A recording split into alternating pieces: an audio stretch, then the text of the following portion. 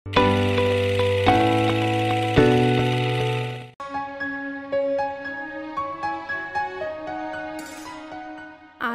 পহেলা মে ২০২২ খ্রিস্টাব্দ ১৮ বৈশাখ ১৪২৯ বঙ্গাব্দ রবিবার।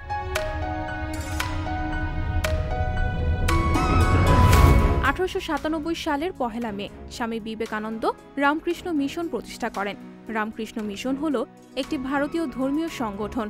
এই সংগঠন রামকৃষ্ণ আন্দোলন বা বেদান্ত আন্দোলন নামক বিশ্বব্যাপী আধ্যাত্মিক আন্দোলনের প্রধান প্রবক্তা। এটি একটি জনকল্যাণমূলক স্বেচ্ছাসেবী সংগঠন।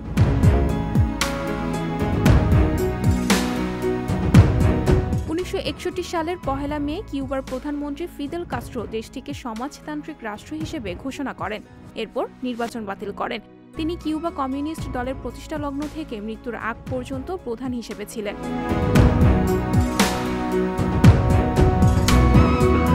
১৯৭৭ সালের পহেলা মে শ্রমিক দিবস উদযাপনের সময় তুর্কির ইস্তাম্বুলের টাকসিম স্কয়ারে এক হামলার ঘটনা ঘটে। এই হামলায় ৩৬ জন মানুষ নিহত হন।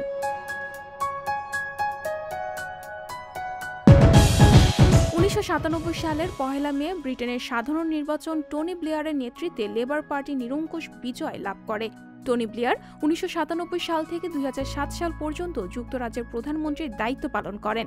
পরে তিনি প্রধানমন্ত্রীর পদ থেকে স্বেচ্ছায় পদত্যাগ করেন এবং তার সরকারের অর্থমন্ত্রী গর্ডন ব্রাউনের কাছে প্রধানমন্ত্রীর দায়িত্ব অর্পণ করেন।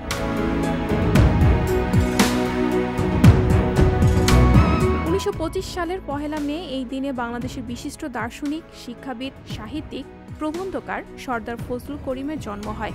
বরিশালের আটিপাড়া গ্রামের এক কৃষক পরিবারে তার জন্ম। তিনি ছিলেন ঢাকা বিশ্ববিদ্যালয়ের দর্শন বিভাগের অবসরপ্রাপ্ত শিক্ষক।